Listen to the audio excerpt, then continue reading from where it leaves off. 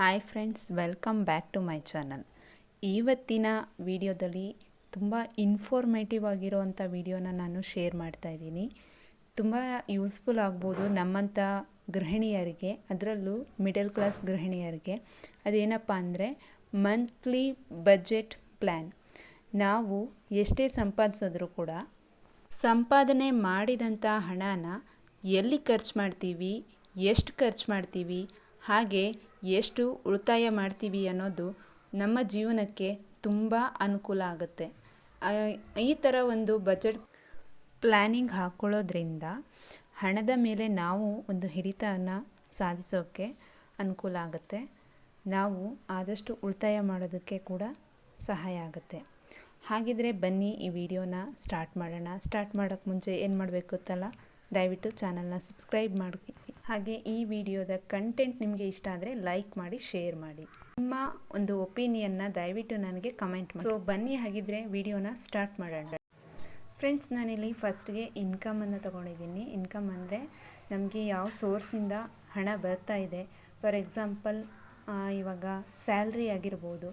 ನಮಗೆ ಬರುವಂಥ ಸ್ಯಾಲ್ರಿಯಲ್ಲಿ ನಾವು ಎಷ್ಟು ಹಣನ ಉಳಿತಾಯ ಮಾಡ್ತೀವಿ, ಅಂದರೆ ಎಷ್ಟು ಹಣನ ಸೇವಿಂಗ್ಸ್ ಮಾಡ್ತೀವಿ, ಎಷ್ಟು ಹಣನ ಎಕ್ಸ್ಪೆನ್ಸ್ ಅಂದರೆ ಎಷ್ಟು ಹಣನ ನಾವು ಖರ್ಚು ಮಾಡ್ತೀವಿ, ಎಷ್ಟು ಹಣನ ನಾವು ಇನ್ವೆಸ್ಟ್ ಅಂದರೆ ಬಂಡವಾಳದ ರೀತಿ ಯೂಸ್ ಮಾಡ್ಕೋತೀವಿ ಅಂತ. ಫಾರ್ ಎಕ್ಸಾಂಪಲ್, ಈಗ ನಮ್ಮ ಒಂದು ಸ್ಯಾಲರಿ 10,000 ಆಗಿದ್ದರೆ, ನಾನಿಲ್ಲಿ ಬರೀ ಎಕ್ಸಾಂಪಲ್ಗೋಸ್ಕರ ತೊಗೋತಾ ಇರೋದು, 10,000 ಆಗಿದ್ದರೆ ಅದರಲ್ಲಿ ನಾವು 10% ಸೇವಿಂಗ್ ಅಂತ ಎತ್ತಿಡ್ಬಿಡ್ಬೇಕು. ಆದರೆ ಅದು ಸೇವಿಂಗ್ ಅಂತ ಆದಮೇಲೆ ಅದರ ಕಾಲಮ್ ಮುಗೀತು, ಅದನ್ನು ಇನ್ಯಾವುದೇ ಕಾರಣಕ್ಕೂ ಅದನ್ನು ಟಚ್ ಮಾಡೋಂಗಿಲ್ಲ. 10% ಅಂದರೆ ಇವಾಗ 10,000ಅಲ್ಲಿ 10% ಅಂದರೆ 1,000 ಬರುತ್ತೆ. 1,000ನ ನಾನು ಸೇವಿಂಗ್ ಅಂತ ಎತ್ತಿಟ್ಬಿಡ್ಬೇಕು. ಅದ್ರ ಕಾಲಮ್ ಮುಗೀತು, ಅದನ್ನು ಏನಕ್ಕೂ ಯೂಸ್ ಮಾಡೋಂಗಿಲ್ಲ. ಫಾರ್ ಎಕ್ಸಾಂಪಲ್, ಈಗ ನೀವು ಬ್ಯಾಂಕಲ್ಲೇ ಅದನ್ನು ಯೂಸ್ ಮಾಡ್ತೀರಾ ಅಂದರೆ ಅಲ್ಲೂ ಕೂಡ ಸೇವಿಂಗ್ ಮಾಡ್ಕೋಬೋದು. ನನ್ನ ಪ್ರಕಾರ ಬ್ಯಾಂಕಲ್ಲಿ ಕೂಡ ಈಗ ಅಷ್ಟು ಸೇಫ್ ಇಲ್ಲ. ಯಾಕೆ ಅಂತ ನಾನು ನೆಕ್ಸ್ಟ್ ವೀಡಿಯೋದಲ್ಲಿ ನಿಮಗೆ ಹೇಳ್ತೀನಿ. ಇವಾಗ ಈ ವಿಡಿಯೋನ ಕಂಟಿನ್ಯೂ ಮಾಡೋಣ. ಈಗ ನಾನು ಎಕ್ಸ್ಪೆನ್ಸಲ್ಲಿ ಕೂಡ 2 ಕಾಲಮ್ ತೊಗೊಂಡಿದ್ದೀನಿ. ಒಂದು ವೇರಿಯೇಬಲ್ ಎಕ್ಸ್ಪೆನ್ಸ್ ಅಂತ, ಇನ್ನೊಂದು ನಾನ್ ವೇರಿಯೇಬಲ್ ಎಕ್ಸ್ಪೆನ್ಸ್ ಅಂತ. ವೇರಿಯೇಬಲ್ ಎಕ್ಸ್ಪೆನ್ಸ್ ಅಂದರೆ ನಾವು ಡೇ ಬೈ ಡೇ ಅದು ವೇರಿಯೇಷನ್ಸ್ ಆಗ್ತಾ ಇರುತ್ತೆ. ಇವಾಗ ಒಂದು ದಿನ ಇದ್ದಿದ್ದ ಬೆಲೆ ಇನ್ನೊಂದು ದಿನ ಇರಲ್ಲ ಅಂತ, ಅದನ್ನು ನಾನು ವೇರಿಯೇಬಲ್ ಎಕ್ಸ್ಪೆನ್ಸ್ ಅಂತ ಹಾಕ್ಕೊಂಡಿದ್ದೀನಿ. ನಾನ್ ವೇರಿಯೇಬಲ್ ಎಕ್ಸ್ಪೆನ್ಸ್ ಅಂದರೆ ಅದು ಕಂಟಿನ್ಯೂ ಆಗಿ ಅದೇ ಇರುತ್ತೆ. ಫಾರ್ ಎಕ್ಸಾಂಪಲ್, ಈಗ ವೇರಿಯೇಬಲ್ ಎಕ್ಸ್ಪೆನ್ಸಲ್ಲಿ ಮಂತ್ಲಿ ರೇಷನ್ನು, ಇವಾಗ ಗ್ರೋಸರಿ ರೇಟ್ಗಳು ಒಂದು ದಿನ ಇದ್ದಂಗೆ ಇನ್ನೊಂದು ದಿನ ಇರಲ್ಲ, ಆ ಥರ. ವೇರಿಯೇಬಲ್ ಎಕ್ಸ್ಪೆನ್ಸ್ ಕಾಲಮಲ್ಲಿ ನಾನು ಮಂತ್ಲಿ ರೇಷನ್ನು, ಫೆಸ್ಟಿವಲ್ ಎಕ್ಸ್ಪೆನ್ಸು ಮತ್ತು ಹೋಮ್ ಅಪ್ಲೈನ್ಸಸ್ಸು, ರೆಂಟು, ಏನಾದರೂ ಒಂದು ಐಟಮ್ ಅಥವಾ ಎಲೆಕ್ಟ್ರಿಕ್ ಐಟಮ್ ರಿಪೇರಿ ಬಂದರೆ ಅದರದಕ್ಕೆ ಹಾಕ್ಕೊಂಡಿದ್ದೀನಿ.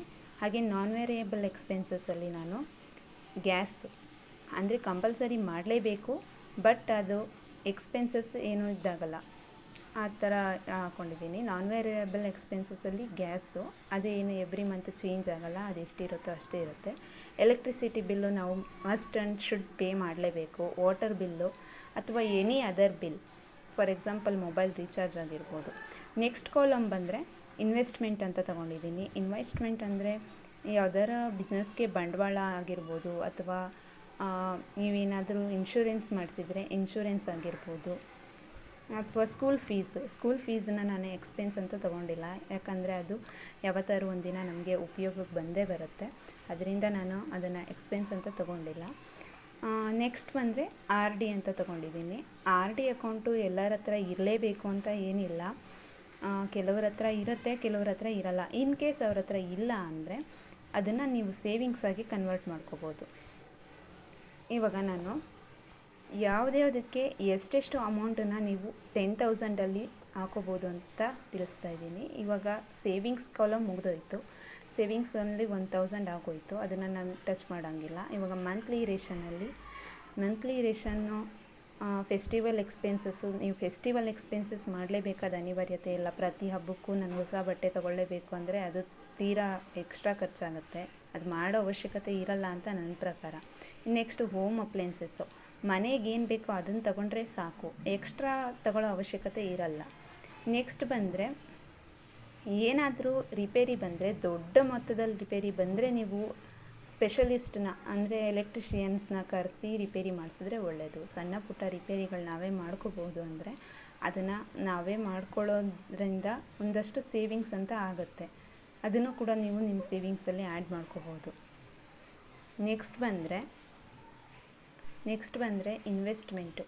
ನಮ್ಮ ಒಂದು ಸ್ಯಾಲ್ರಿ ಎಷ್ಟಿರುತ್ತೋ ಅಷ್ಟರಲ್ಲೇ ನಾವು ಇಷ್ಟನ್ನೆಲ್ಲ ಮೇಂಟೈನ್ ಮಾಡಬೇಕಾಗತ್ತೆ. ಇವಾಗ ನಿಮಗೆ 10,000 ಸ್ಯಾಲ್ರಿ ಇಟ್ಕೊಂಡು ನಾನು 20,000ದವರೆಗೂ ಎಕ್ಸ್ಪೆನ್ಸ್ ಮಾಡ್ತೀನಿ ಅಂದರೆ ಅದು ಆಗದೇ ಇರೋ ಕೆಲಸ, ಸರಿನಾ? ಇವಾಗ ಇನ್ವೆಸ್ಟ್ಮೆಂಟ್ ಅಂತ ಬಂದರೆ ಪರ್ ಮಂತ್ಗೆ ನಾವು 1,000ದಿಂದ 2,000ದವರೆಗೂ ಮಾತ್ರ ಅಂದರೆ ಇನ್ಶೂರೆನ್ಸ್ ಮಾಡೋದಕ್ಕಾಗೋದು. ಇನ್ವೆಸ್ಟ್ಮೆಂಟ್ ಅಂದರೆ ಅದೇ ಬರುತ್ತೆ ನನ್ನ ಪ್ರಕಾರ. ಇನ್ಶೂರೆನ್ಸ್ ನಮಗೆ ಮಂತ್ಲಿ 1,000 2,000 ಅಷ್ಟೇ ಮಾಡೋಕ್ಕಾಗೋದು. ನೆಕ್ಸ್ಟು ಸ್ಕೂಲ್ ಫೀಸು ನಮಗೆ ಪರ್ ಆ್ಯನ್ಯುವಲ್ ಕೌಂಟ್ ಬರುತ್ತೆ. ಆ್ಯನ್ಯುವಲ್ ಕೌಂಟ್ ಆಗಿದ್ದರೆ ನಾವು ಅದನ್ನು ಡಿವೈಡ್ ಮಾಡ್ಕೋಬೇಕು. ಇವಾಗ ಫಾರ್ ಎಕ್ಸಾಂಪಲ್ 25,000 ಒಂದು ವರ್ಷಕ್ಕೆ ನಿಮಗೆ ಫೀಸ್ ಆದರೆ ಒಂದು ತಿಂಗಳಿಗೆ ಎಷ್ಟು ಬೀಳುತ್ತೆ ಆ ಥರ ನೀವು ಲೆಕ್ಕ ಹಾಕೋಬೇಕು.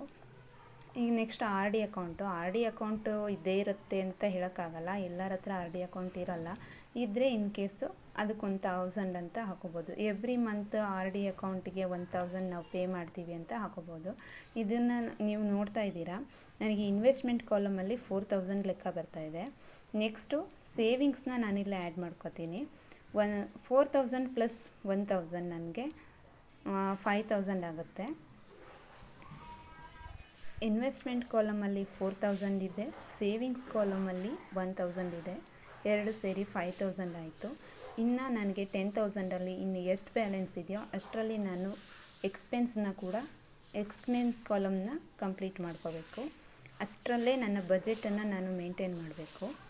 ಇವಾಗ ಎಕ್ಸ್ಪೆನ್ಸಲ್ಲಿ 2 ಕಾಲಮ್ ಇದೆ, variable expense, non variable expense must and should ನಾವು ಮಾಡಲೇಬೇಕಾಗಿರೋವಂಥದ್ದು. ಅದರಲ್ಲಿ ಗ್ಯಾಸ್ ಬಿಲ್ 1,000 ಬಂದ್ರೂ ಮಿಕ್ಕಿರೋ ಎಲ್ಲ ಬಿಲ್ಲು ಸೇರಿ 2,000 ಹತ್ತತ್ರ ಬರುತ್ತೆ. ಎಲೆಕ್ಟ್ರಿಸಿಟಿ ನಾವು ಹೇಗೆ ಯೂಸ್ ಮಾಡ್ತೀವೋ ಅದ್ರ ಮೇಲೆ ಬಿಲ್ ಬರುತ್ತೆ ಫ್ರೆಂಡ್ಸ್. ಅಲ್ಲಿಗೆ ನಾನು ನಾನ್ ವೇರಿಯಬಲ್ ಎಕ್ಸ್ಪೆನ್ಸ್ಗೆ 3,000 ಹಾಕ್ಕೊಂಡಿದ್ದೀನಿ.